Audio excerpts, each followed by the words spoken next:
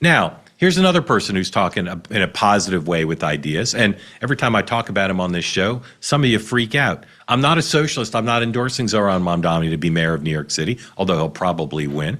But what I am telling you is the guy has great political skills, and that extends to understanding how to speak to people about their concerns. And if you take his rhetoric and his ideas probably are going to be unrealistic to be implemented. They may not be smart ideas.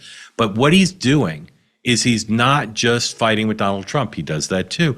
He's saying what's on people's minds. How do I afford transportation? How do I afford housing? How do I afford education? This is very similar to Donald Trump. And again, every time I say that here, some of you freak out. He's not Donald Trump. He doesn't share Donald Trump's agenda.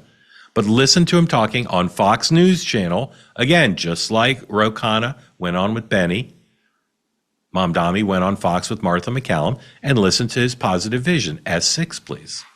Time that we are not only proud of us being the financial capital, the cultural capital, but also we should make it a capital of where working people can afford to live in this city. Because right now what we're seeing is that 1 in 4 New Yorkers are being priced out of the wealthiest city in the wealthiest country in the history of the world. Be raised. How will you pay for these programs? You know, I've said time and again that I believe these are the most straightforward ways that we can actually fund universal childcare, making buses fast and free. And I've said that the 2 clear ways to do so, raising personal income taxes on the top 1% by 2%, and raising the corporate tax to match that of New Jersey's corporate tax of 11.5%.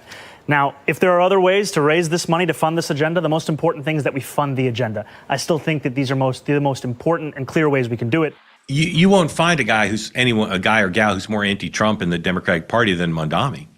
And yet he's not singularly focused on that as he's trying to appeal to voters. There's some people in the Democratic Party, I talk to them all the time, I did this week, who are like, well, it's all about Trump. And yes, Trump's a narcotic for us, but Trump will leave the stage and then it'll all be different. Well, maybe,